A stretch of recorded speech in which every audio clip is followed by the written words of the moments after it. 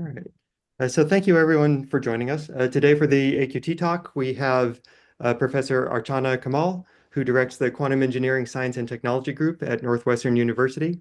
She received a bachelor's in physics from St. Stephen's College and a master's in physics from the Indian Institute of Technology in Delhi before she moved to Yale University, where she received a master's and PhD degree. She was an associate professor at UMass Lowell until she moved to Northwestern University earlier this year, I believe. Her work includes scalable entanglement stabilization and autonomous error correction, quantum limited amplification and readout, and applications of quantum information concepts to tackle questions in cosmology, condensed matter, and thermodynamics. So we really appreciate you being here, and I'll hand over the floor to you for your talk.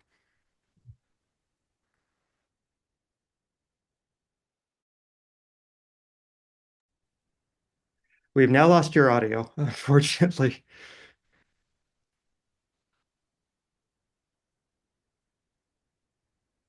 It- That's okay. Now we can hear you.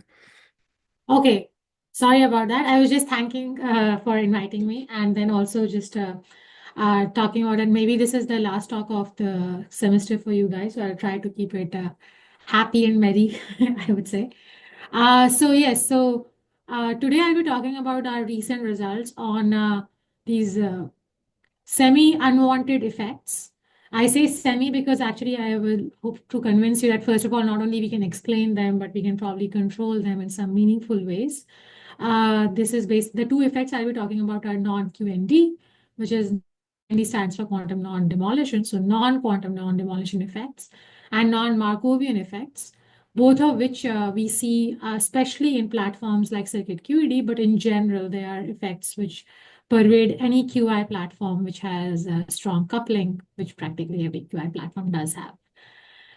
So before I start, this is just a brief nod to all the people who do all the real work, and especially the people highlighted in bright blue are the ones who have directly contributed to the works I'll be talking about.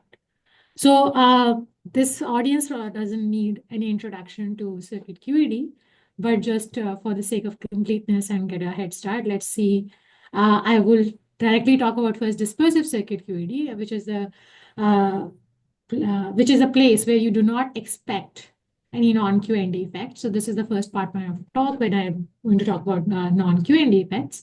So the dispersive regime of any QED platform like circuit QED is basically where you have some kind of light matter coupling, the light being represented by some kind, I don't know if you can see my cursor, like a bosonic mode or an oscillator. And the matter is like the very abstract notion of a two-level system or an artificial atom. It can be a multi-level atom, doesn't quite matter.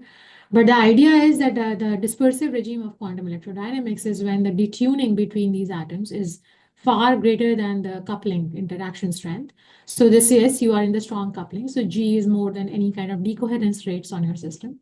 But it's weak enough that it can actually not cause any real transitions between the atom and light because it's very, very weak as compared to the energy cost one has to pay.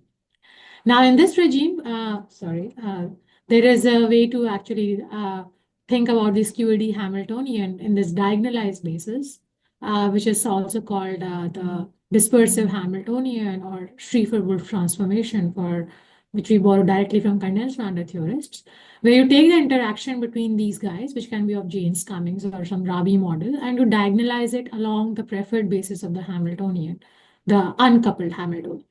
So this is what dispersive Hamiltonian looks like.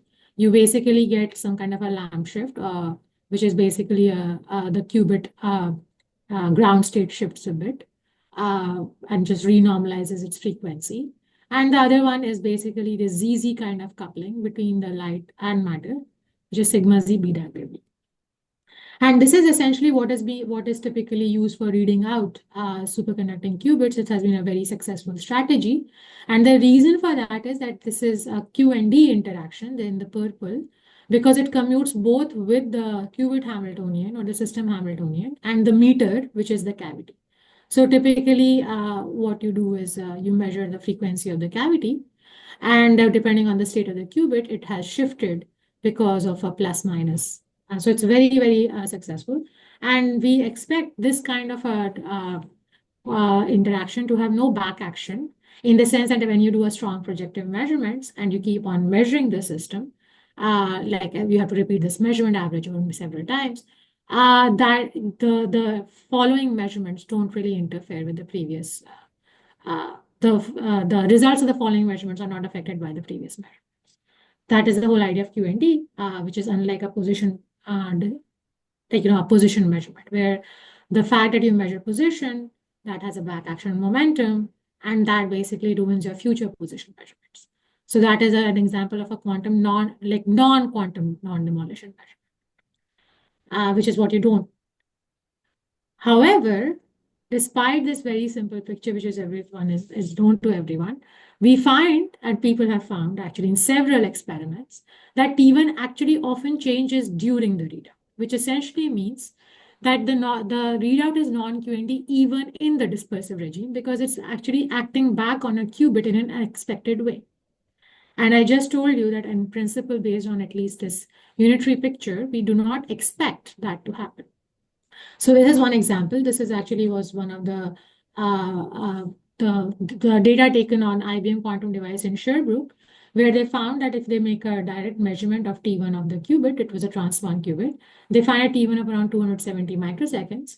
But when they make a pseudo measurement pulse, which essentially just means that they have put some photons in the cavity, but they are not reading it out, they're not really doing a homodyning or heterodyning during this time, and then do a measurement, they found that the T1 has actually suffered a severe reduction, and it's around 70 microseconds. So clearly, there is some, even during this part of this blue part, where the qubit and the cavity are interacting only dispersively in this QND way, which I was alluding to in the previous slide, there's a back action on the T or the qubit, which is a kind of deleterious effect in this case. Similar ideas have been explored actually by the ETH group, Andres Waldrop's group in 2017, where they basically were trying to mouse is a little too active. They found that they said they're plotting the readout error, where they are actually acquiring the signal for around 56 nanoseconds as a function of number of photons in the drive. And usually you would expect the SNR to scale linearly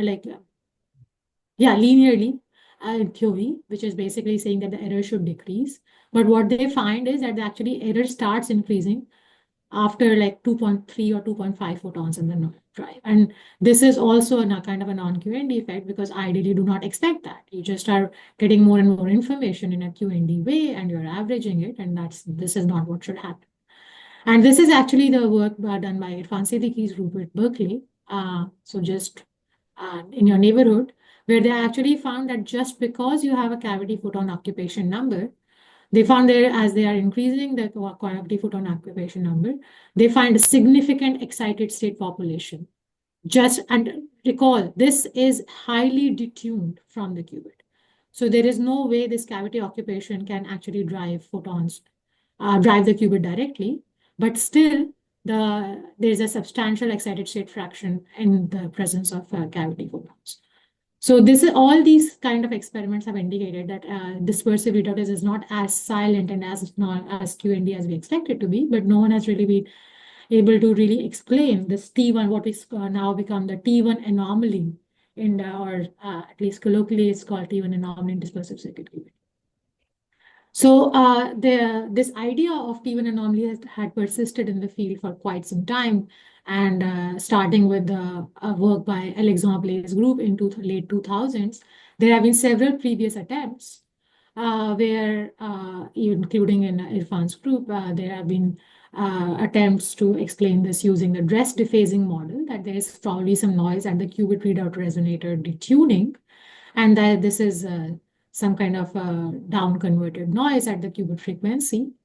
Similarly, people have explored that maybe there's the Purcell loss, which you actually have the cavity dials on the qubit. It itself is actually modified when you put a drive or any kind of probe on the cavity or photons in the cavity that enhances the non-linearities, and that can act back and kind of make modifications to what you thought was your dispersive Hamiltonian. And this has also been explored by Blake group, Alexander Korotkov's group, Alexander Korotkov and co-workers, and Ash Clerk's group.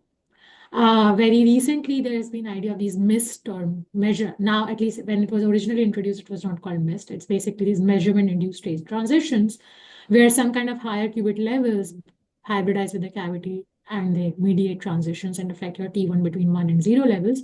This was originally proposed in the paper of Google. And then also more recently, there has been these ideas of, coming from transport ionization work from, again, Blake group. And then finally, people have even thought about that maybe it is not actually the qubit cavity issue. The problem is there's some kind of a pre-amplifier back action, which actually injects more noise in the setup you think it has than you have, and that might be leading to these spurious effects. So all these attempts are correct. They actually are exploring some very important aspect of this non-Euclidean physics, which happens during the process of qubit readout. However, in some sense, each of these effects can be mitigated. So for example, this kind of a T1, this T1 anomaly has been explored even in undriven qubits. So even if there are no drive-enhanced nonlinearities, you can observe these effects. There are some qualitative aspects which are not really explained by several of these theories, such as temporal fluctuations. If you ask an experimenter, I'm sure they'll confirm this to you that sometimes the T1 suddenly drops by a factor of half on a bad day, and it's not really understood why that happens. And these temporal fluctuations can be pretty low frequency, so the role of higher qubit levels is a little bit suspicious. And then in some one or two experiments, people have even seen an enhancement of T1. So usually, of course, the problem is degradation of T1. But several there are all these studies which are I'm alluding to, they describe the demolition of T1, but not the enhancement of T1. So when we set out to tackle this problem, our guiding force was that maybe we have to come up with a universal theory which can describe both the demolition and enhancement of T1, because both are essentially the two sides of the non-QND-ness of the readout. And plus, hopefully, Occam's razor kind of ideas where we are not really appealing to some very exotic non-linearity induced effect, but let's see if we can explain it at a framework which is pretty generic. Ideally, it should be even the type of qubit independent. So let us try to see how we approach this problem. And I will first try to convince you why there's this unitary picture which I first showed, which actually gave us this false comfort that it should be all QND, is itself in question. So this is a dispersive Hamiltonian, and this was actually a measured density of states of the environment on an IBM processor. Basically, they followed this famous trick which was originally proposed by Rob Schwelkoff in their very, very nice paper in 2002 called Quantum Noise Spectrum, Qubits as Quantum Noise Spectrometers.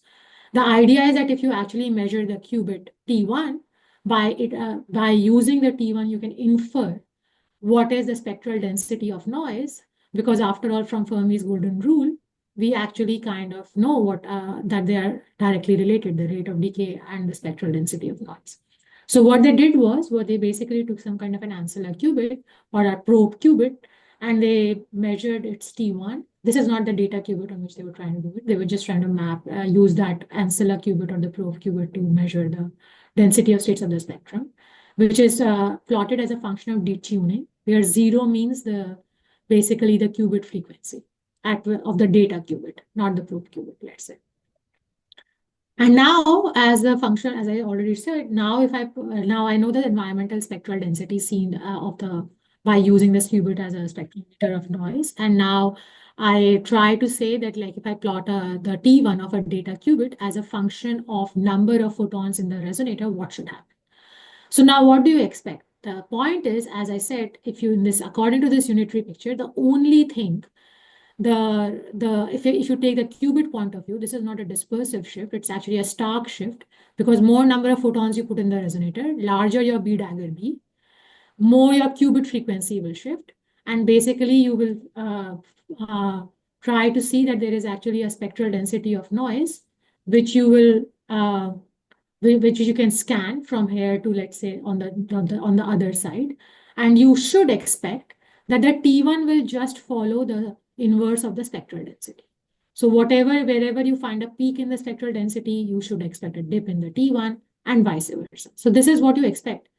If as a T1 as a function of photon number, if you take this seriously, this unitary picture of dispersive Hamilton. But what IBM actually found was that the T1 versus N bar is actually pretty smooth. They don't find what you expect from Fermi's golden. So clearly, this unitary picture is not working. The problem is not Fermi's golden rule. The problem is that the system is not unitary, actually. So clearly, it looks like it doesn't have these kind of peaks and dips. It's actually very smooth, decreasing T1 as a function of N bar. So there must be some kind of averaging effect going on. So that was our first clue, that this kind of unitary picture doesn't give us any kind of averaging effect. It basically says that yes, you get a stark shift because of number of photons, and depending on where you land on your spectral density of states, that will decide your T1, and that's clearly not what's happening. Even the shape is wrong. Forget about quantitative predictions. So to understand this further, let's now we have to basically, as I said, the problem is with the unitary picture. We have to actually now understand what happens in the presence of losses on the cavity. So let's try to reconsider this system and say, okay, I put a loss on the cavity. And you say, none of you should be surprised. You say, of course, we know how to calculate Purcell rates. So what? How will that help us? Because that's clearly has not been able to explain this. And my point is exactly that's the issue, that we are probably not calculating the Purcell correctly. So let's look at what happens when we take this idea and try to then eliminate the cavity and say what kind of Purcell it affects on it dials on the qubit. And there are two regimes for it. Again, a resonant and a dispersive regime. Just like we have a resonant and dispersive regime of a unitary picture. The resonant and dispersive regime are now set by the detuning versus the rate of the decay on the cavity. So in the resonant regime, which is basically where people operate when they want to, let's say, do an active reset of the qubit by making it decay through the cavity, you get this kind of Purcell formula. It's 4g square over gamma v. And in the dispersive regime, when you are far detuned from the cavity, this is the kind of formula you get gamma v g square over delta square. So note that this is essentially not telling you why there is an n-bar dependence, except that maybe there is a trivial n-bar dependence, which always sits the numerator because your effective g might be larger. However, my claim is that this kind of simplistic picture, as you can see, if you stare at these formulas, it has no correlation whatsoever, or does not change what is your induced rate on the qubit, which I'm showing in orange, on how it may depend on other decoherence channels, which are already existing on the qubit, which I'm showing in blue. So there can be a qubit decay or dephasing or something, which this Purcell rate typically completely ignores. And this is not a problem of necessarily circuit QED. This is a problem of how we actually think about open systems in general. When we think about, like, I want to calculate the rate, which is the induced rate on some kind of induced decay rate or some induced dephasing or something on the system, we neglect the intrinsic system dissipation while calculating nude system dissipation. This is the conventional way of adiabatically eliminating or writing master equations for these systems. And this is an especially problematic approach when you're strongly coupled, when your baths, in some sense, the cavity is like an engineered bath or an engineered meter on the qubit. And this is not like a multi-mode bath. This is a countable discrete mode bath. Plus, more importantly, this bath has a Lorentzian spectral density. It doesn't have a white noise spectrum. And these kind of adiabatic elimination techniques where you say, oh yeah, the qubit dissipation doesn't matter, only works when you have multi-mode broadband baths, which is not what a qubit sees when it is being read out. So what we basically said was, this is our approach of doing adiabatic elimination. It's actually a very, it's basically what we call DISCO, which stands for Dissipation Incorporated Self-Consistent Master Equation Constructions, where we are eliminating the baths of the ancilla modes or engineered baths on the system. For example, what you would want to do, not just in a readout, but let's say reservoir engineering or quantum error autonomous error correction. So where you have to take into account the existing decoherence channels on the system when you calculate new decoherence channels. So the gamma S doesn't simply add the capital gamma S doesn't simply add the small gamma S, but actually quantitatively depends. And it's specifically, as I said, already relevant to strong coupling scenarios because these gamma S's can be pretty significant. And more importantly, this is a technical point which I don't want to dwell on. In this kind of case, the quantum master equation, we can even get CPTP forms, which everyone loves and expire like so. CPTP forms means there is no non-Markovian involved right now. There's no memory effects involved right now. So let's see if we actually take this picture and try to revisit the T1 demolition. So now there are two effects of measurement. It's not just a stark shift, it's an open system. So we know that when you do a measurement on the system, you actually also dephase the system, right? And what does dephasing do? Dephasing actually broadens your line. It actually makes all your qubit lines fatter. So essentially what happens is that when you try to measure the qubit, if you start with a very thin line for 0 photons, and then you put photons in the cavity, whether you are measuring it or not, cavity is doing a continuous measurement on the system. So it actually first shifts the qubit, which is the stark shift, which the unitary picture also predicts. But in addition, there is a line width broadening because of this continuous measurement or the pseudo measurement, which is happening on the qubit because of readout photons, whether you record it or not. If you don't record it, it's a useless dephasing. If you record, it's a measurement induced dephasing. But in either case, you are dephasing. And now, basically, this kind of the broadened qubit and shifted qubit line, it sets the amplitude of the filter function through which you see the environment. So it's basically a convolution of the modified qubit line with the environmental density of states. And then, as you can imagine, two things can happen. Maybe you started with a cold spot, and now, because of the shift as well as broadening, now you find yourself actually coinciding with a hotspot in your environmental density of states. In this case, you can get what is like an anti-Zeno effect, which means the qubit can experience a lot of decay or a faster decay than you would have normally expected it in the absence of cavity photons. The other option is that you actually were already sitting at a hotspot, and because of the broadening of the qubit line, the actual participation or the overlap with this hotspot has actually reduced. And in this case, you will actually get a Zeno kind of effect where the qubit in the presence of our measurement photons can actually decay slower. And this is, of course, a rarer thing to happen because for this, you have to start with a very strong resonance. And the resonances are always special. I mean, it's less likely to happen, but it can definitely happen. But so now if we actually take this into account, and we actually take into account this idea of interacting decoherence mechanisms, that the new rate, which is the decay rate on the qubit, actually knows about the dephasing on the qubit.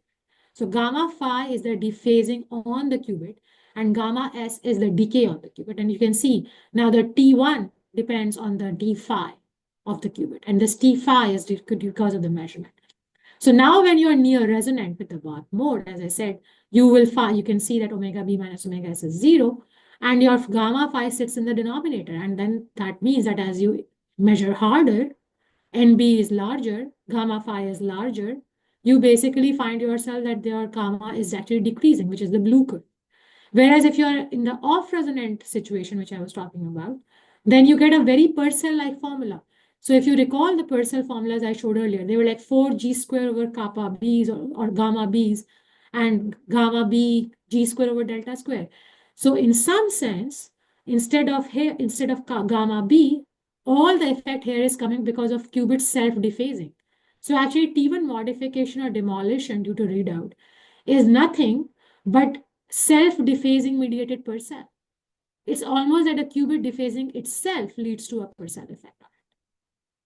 And the idea that it is actually anti-Zeno or most of the people seeing T1 demolition is more common, this is actually consistent with this theory. And this, in fact, this key insight was given by Kaufman-Kuruczki, who were the first ones to predict an anti-Zeno effect than the more common Zeno effect, which is then at Nature 2000. And they actually found, and what I said earlier, that T1 will usually get worse because anti-Zeno is an off-resonant phenomena, whereas xeno only occurs when you're in resonance with whatever is your meter or your or in this case environment.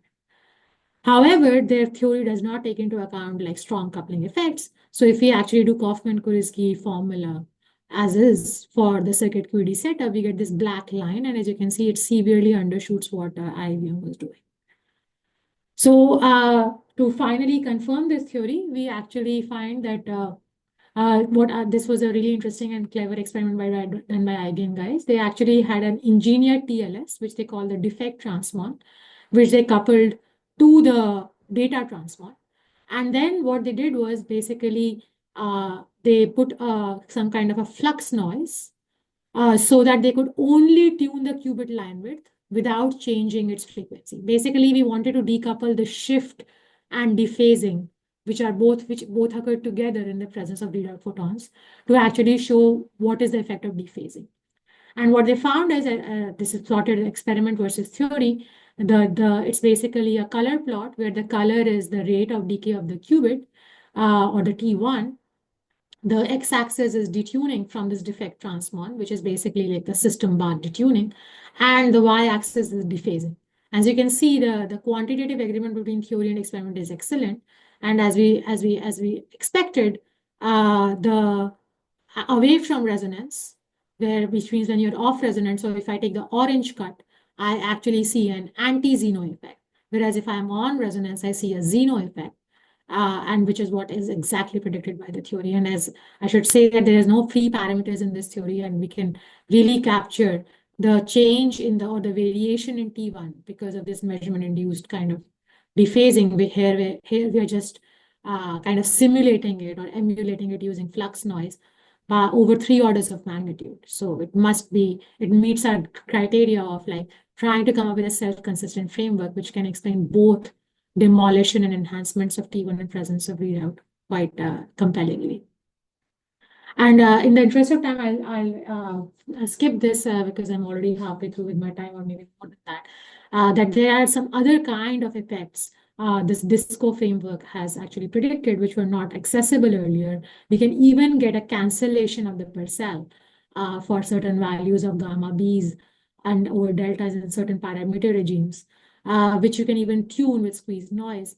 And we have even found a dual of the anti-xeno effect, where instead of the dephasing affecting the decay of the system is on the x-axis, and that actually induces a dephasing on the system. So I'll be happy to come back to it in the questions, but for now, I would like to move to the second part of my talk, which is on the memory effects in circuit QED, or the non-Markovian effects. If there are any questions, please feel free to interrupt. So very broadly speaking, non-Markovianity is kind of almost a default in open systems. Actually, all the Markovian evolution or the Markovian master equations we write are an exception to the rule. So an open system whose dynamics depend on its prior evolution or has a memory of the dynamics or the state, it's called non-Markovian. And the standard signature of non-Markovian in open systems is quantified as what is called information backflow. It came from mathematical physicists, but basically it means that maybe your system interacted with an environment at some past time, and now its future evolution at some future time, this information coherently re-enters the system through its continued interaction with the environment. That's why it's sometimes called information backflow. And I'll try to convince you that it's probably not the best of thing on non-Markovian in my coming slides. So that's a spoiler alert. But the idea of non-Markovian actually does manifest in your experiments. It's definitely detectable in evolution of system observables. However, it's usually a much weaker effect than the average Markovian decay. It's a transient effect. And information backflow, as I already kind of mentioned, is a sufficient but not a necessary condition for having such effects present in your system. So now you might ask that, well, it's weak and short-lived, so does it really matter? Do I need to care about it? And the answer is yes.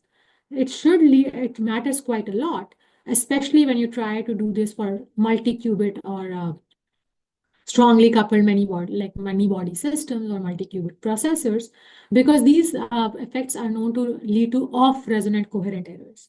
And for anyone who is trying to develop processors, especially you have the seminar is called Advanced Quantum Testbed, so you definitely have multi-qubit setups.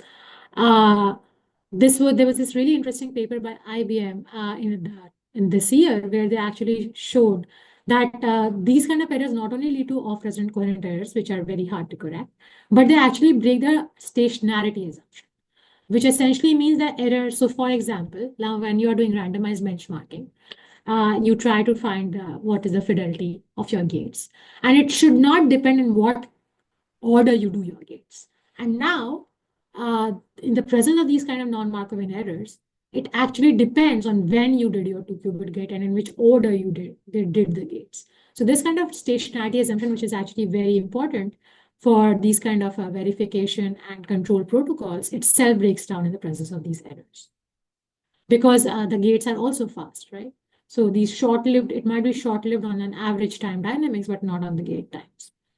And then most importantly, as we continue to scale up and develop fault-tolerant architectures, most of the error correction protocols, including Shor or Steele code or surface code, they assume temporally and spatially uncorrelated.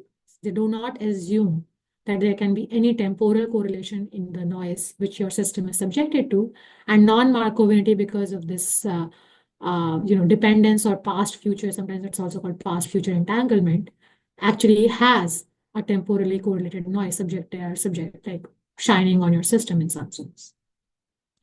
So now how to actually quantify it, because we now care about it, because they are always present and they are becoming increasingly a liability to correct and run any kind of error correction control protocol. Now the problem is that the common measures of non-Markovinity are quite expensive because they require not only a tomographic reconstruction of your full system state, they demand such a reconstruction with sufficiently high bandwidth because you're trying to actually resolve something at a very fast time scale. And for example, the most common measure, and there are some very nice papers which have shown that all measures for a single qubit actually boils down to this BLP measure, which is named after these three scientists, Breuer, Lane, and Pilo. It basically is trying to do a tomographic reconstruction of our two potential initial preparations of the system, maximizing them over the entire Hilbert space, and recording this kind of trace distance, which is a tomographic quantity, only when it is increasing. So clearly, this is not very scalable, and it's kind of a non-starter in several systems when you try to put this in quantum simulators or condensed matter systems or anything like a quantum field theory. So our question was that can we find a measure of non-Markovinity which persists at long times and which does not require this kind of tomographic measurement? It is easily observed. So from that viewpoint, we actually let us reconsider the system, the simple system which I told you earlier about, which was like a single qubit coupled to a cavity, some decay. And this is the primary striking result once you see it. And now, just to clarify some hierarchy of parameters, now my G is weaker than gamma B. It's almost G over gamma B is around 100. So it's pretty weakly coupled in some sense. So, and even in this weak coupling, you see if I do a Lindblad master equation and try to calculate the emission spectrum of this qubit, I find what I expect, which is a Lorentzian spectrum because qubit is going to undergo exponential decay. But when I do a non-Markovian calculation, taking into account the full history, and then measuring the spectrum. So the key part is that I'm now trying to not do any kind of tomographic reconstruction. I'm just trying to measure the emission spectrum of the qubit. I see this solid line. I don't have time to go into how we actually came up with what we call the frequency domain quantum master equation, which allows us to directly calculate the spectrum without going through this route of 2.4 letters and everything. But the interesting thing is that even in the weak coupling regime, of course, in strong coupling regime, all these effects will be much stronger. Even in the weak coupling regime, the non-Markovinity manifests as new spectral features in the spectrum of your qubit. So, so if we actually look at this spectrum closely, the center peak is exactly what you will get in the Markovian limit. So, when you calculate your per cell, Basically, this width of the center peak is the gamma per cell. The lamp shift on the qubit is the shift away from the zero frequency. If you squint harder, you will probably be able to see that this peak is not exactly at zero. This lamp shift is small because the G is so small. But the side peak is actually nothing but the Green's function or the cavity spectrum seen through the qubit. So since the non-Markovian calculation takes into account an information flow which can happen back and forth between the qubit and the cavity, the qubit spectrum actually shows a feature which is nothing but looking at the cavity through the lens of the qubit. So based on this, the fact that the spectrum is such a sensitive measure of non-Markovinity, we actually quantified it using what we call a spectral measure, which is basically like a Kullback-Leibler divergence of these two spectra. Basically, we are saying that Markovian evolution is unique, and anything which deviates from it is non-Markovian. So it's almost like tautologically true, right? So S of omega is the solid spectrum. S of M is basically the dashed line. And this is this N sub S, which we call the non-Markovian spectrum, is basically it has a very nice information theoretic representation, because it basically says that if you know about Kullback-Leibler divergence, it basically says that if you have two probability distributions, what is the information cost will you pay if you confuse one probability distribution with another? So if you want these two spectra are like probability distributions in frequency domain, and we are saying that if you make the Markovian assumption, which means that if you think your system should give you a dashed line, NS basically tells you what is the information cost per unit bandwidth, which you will pay off in making that or confusing this dashed description for a solid description. Basically, that's the idea. So we actually quantified this NS for the qubit coupled to a cavity. In this case, we actually even took a thermal cavity, and you can see that, as a function of detuning between the qubit and cavity, this is how the spectrum looks like. And you can plot this as a function of kappa and delta. And you can see that as a function of detuning, it actually increases logarithmic. Whereas if you have a large cavity line width, then you have very weak non-Markovinity. And it in fact decreases 1 over kappa square. I'll be interested, if you're interested, we can talk about the details of this calculation, but it actually makes sense, because when the qubit cavities are far off detuned, it's even harder for these coherent effects to go away, because there is no direct dissipation happening at the cavity frequency when the qubit is far off resonant from that. Similarly, we can actually extend this when qubit is coupled to a squeezed cavity. And what we found is the only point I want to make here is that, in fact, as a function of squeezing strength, which is quantified as R here, we find that actually correlations in the cavity can make it appear Markovian. So this is the R is increasing along the x-axis, as you can see in the inset. And what we find is that the non-Markovian spectral measure essentially predicts that there's a special value of R shown with this black dashed line where non-Markovinity actually is decreased. So there's a special value of squeezing correlations, which means in a correlated bath, your system can actually appear more memoryless than if there were no correlations. So that was an interesting result. And then again, in the interest of time, I think I will skip these slides. Basically, we found that the spectral measure cures the problems with the time domain measures. And there are two kinds of problems. Either you can have a false negative, that you have some non-Markovinity and they don't detect it. So this is the comparison of BLP with the spectral measure. And there are some regimes where actually we find non-Markovinity where BLP misses it because it comes across as too stringent of a measure, because it only thinks about information backflow. But a more severe problem is that in some places, the BLP diagnoses non-Markovinity where there is none. So it can also give you a false positive, whereas the spectral measure really tells you that it is 0. So in the final couple of minutes, I'll just try to give a kind of a teaser of how this kind of non-Markovian sensing or the using spectra can actually even be extended to many body systems and quantum criticality. So for example, let us consider a simple Ising 1D transverse field Ising model, which essentially shows a continuous quantum phase transition, where there's a Z2 symmetry breaking at some value of lambda. So there is a particular ratio, lambda is equal to 1 actually, lambda C, where when the transverse field is comparable in magnitude to the J or the Ising strength, and you go from the symmetric parametric phase to the symmetry broken ferromagnetic phase. And now the idea is that typically these kind of phase diagrams are pretty hard to measure directly. So what we wanted to see was that can we actually do some kind of a non-Markovian sensing of these ideas? And let me explain a little bit. So this is just what I said earlier, that there is a conformal point at lambda equal to 1.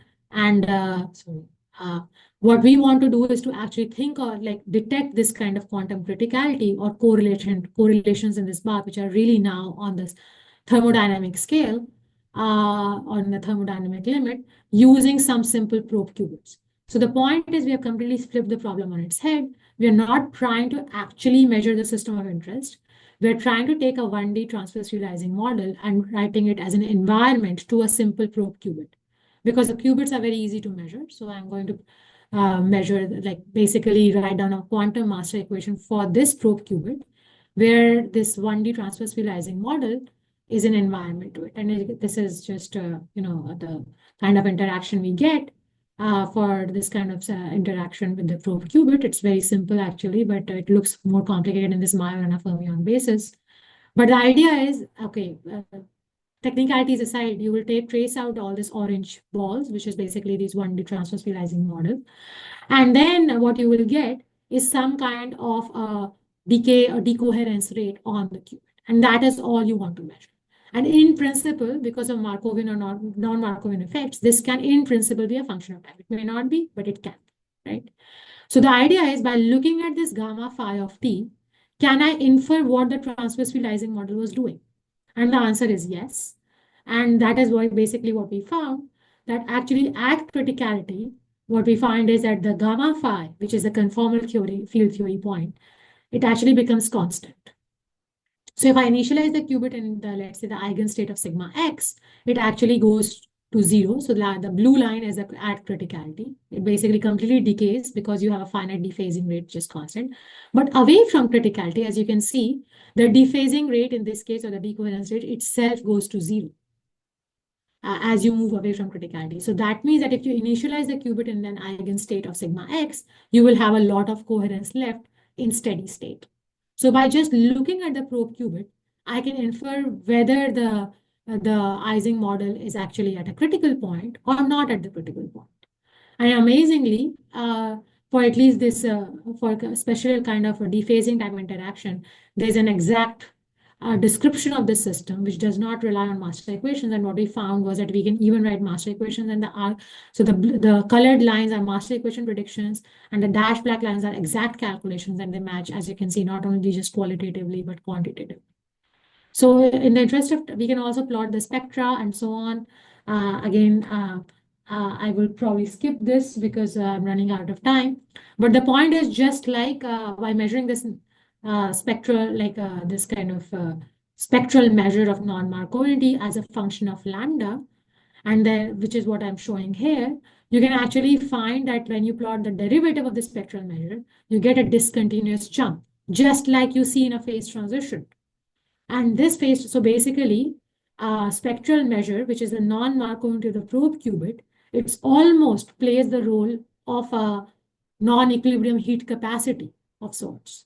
It's a non-equilibrium thing because it's actually not an equilibrium theory, of course, because it's a time domain quantity, right? In spectrum, of course, we have taken a Fourier transform of the time domain, but we can actually detect not just simple qubit physics, we can actually detect many body physics by doing this kind of non-Markovian sensing.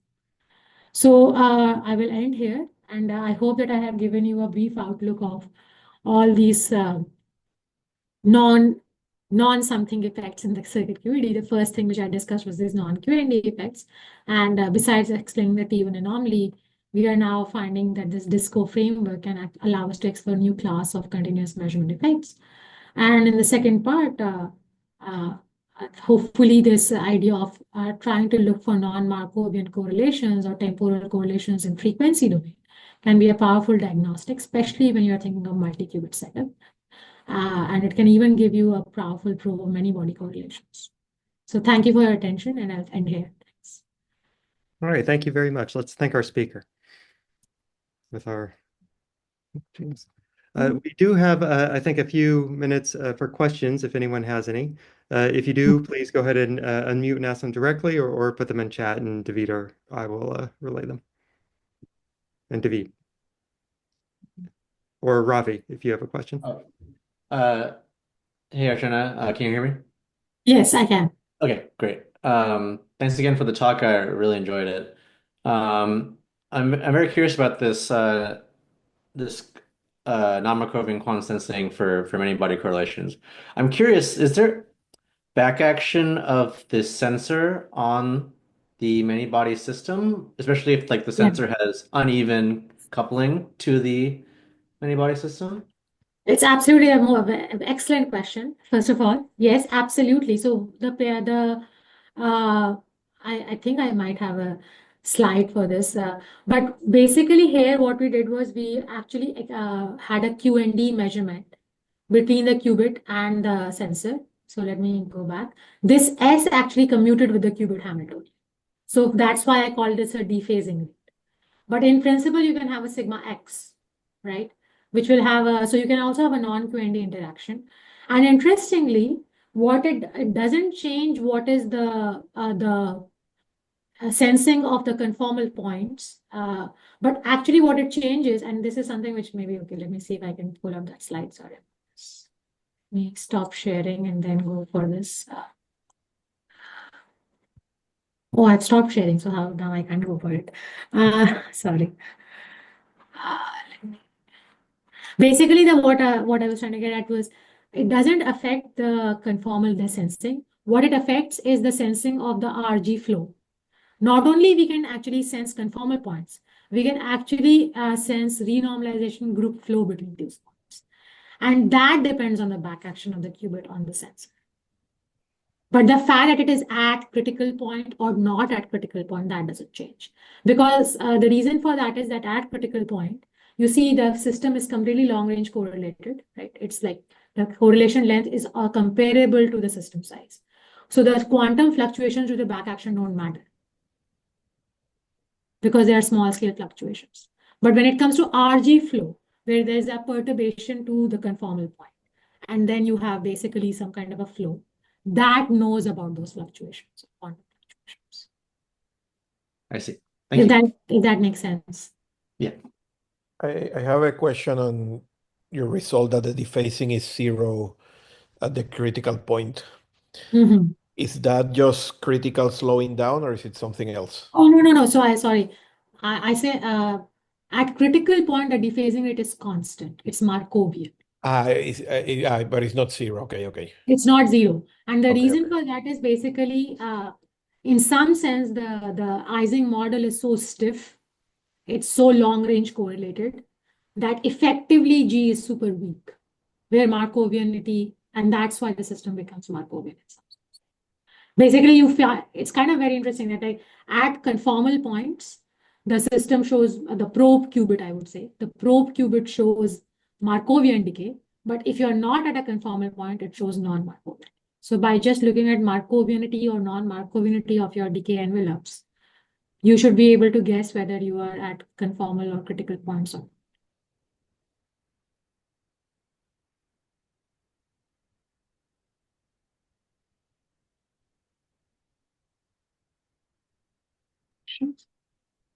Other questions for the speaker?